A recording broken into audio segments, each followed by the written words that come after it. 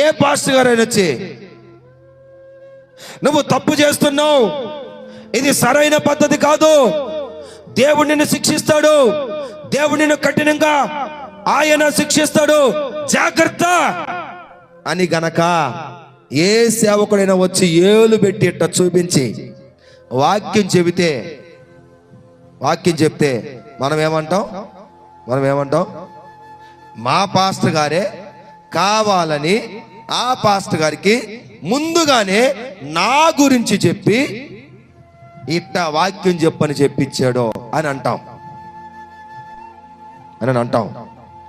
ఒకవేళ అదే గనక జరిగితే మనం ఏమనుకోవాలి?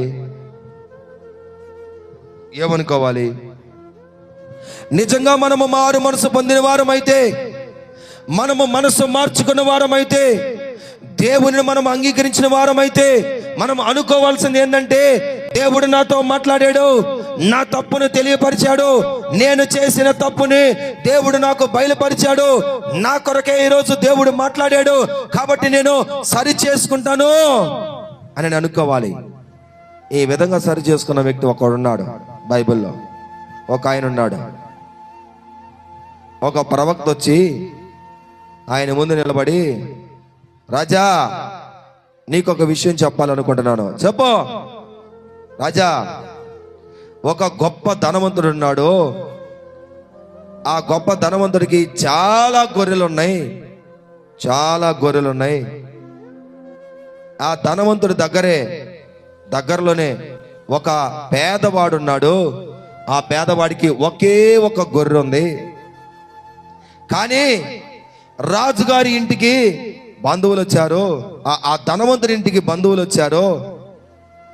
ఆ బంధువుల కొరకు విందు చేయడానికి గొర్రె అవసరమైతేనో తన మందలో ఉన్న గొర్రెను తీయకుండా ఆ పేదవాడికి కలిగిన ఒకే ఒక గొర్రెను తెచ్చి దానిని వధించి దానిని వండి తన యొక్క బంధువులకి విందు చేసి పెట్టాడు రాజా.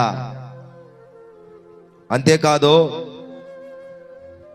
ఆ గొర్రెను తీసుకున్న ఎవరికి తెలియకుండా చంపేసి ఏమీ తెలియనట్లుగా చలామణి అవుతున్నాడు. రాజా, ఎలాంటోడు నీ రాజ్యంలో ఉన్నాడో అంటేనో ఆ రాజు అంటాడు, వెంటనే పట్టుకొని చంపేయాలి, అతనే శిక్షించాలి అనగానే, ఎవరతను పేరు చెప్పు, అతని పేరు చెప్పు, అతని వెంటనే శిక్షిస్తాను అనగానే, నువ్వే ఆ పని చేసింది నువ్వే అని అనడంతోనే తాను చేసిన తప్పును తెలుసుకొని తన గదిలోనికి పోయి ఎక్కుళ్ళు పెట్టి దేవుని సన్నిధిలో క్షమాపణ కోరాడు దావీదు. ఒకవేళ దేవుని వాక్యము గనక మనల్ని హెచ్చరిక చేస్తుంటే, దేవుని వాక్యం మనల్ని ఖండిస్తుంటే, దేవుని వాక్యం మనల్ని గుచ్చుతుంటే, మనము తప్పు చేశామని పదే పదే వాక్యం ద్వారా మాట్లాడుతుంటే, ఆ వాక్యం ఎవరికి గుచ్చుకున్న నాకే, నొప్పి కలుగుతున్న నాకే. ఈ వాక్యము నన్ను సరిచేయడానికే. దేవా, ఈరోజు నా పాపాన్ని నాకు తెలియజేశావు. ఆ నాతాను ప్రవక్త వచ్చి తప్పు చేసింది నువ్వే, ఇప్పుడు నేనేం చేయాలి అనగానే తన గదిలోనికి వెళ్ళి క్షమాపణ కోరాడు, పశ్చాత్తాపడ్డాడు.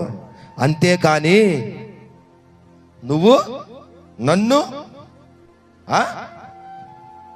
ఎదురు తిరిగి మహారాజు నేను నా గురించే నువ్వు ఈ రకంగా చెబుతావా పట్టుకోండని అతన్ని అనలేదో, నిందించలేదో.